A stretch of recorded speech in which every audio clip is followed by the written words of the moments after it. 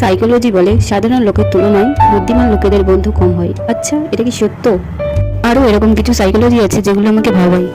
যেমন ধরুন, কেউ যদি আপনাকে অর্ধেক কথা বলতে বলতে থেমে যায় বা সে বলতে চায় না, আপনি যদি তার চোখের দিকে তাকিয়ে থাকেন তাহলে সে পুরো কথাটা বলে দেবে।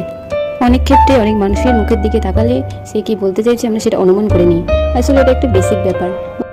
আসলে আমরা মানুষের বাহ্যিক দিক থেকে দেখে ধারণা করি যে ব্যক্তিটি সুখে আছে কি দুঃখে আছে।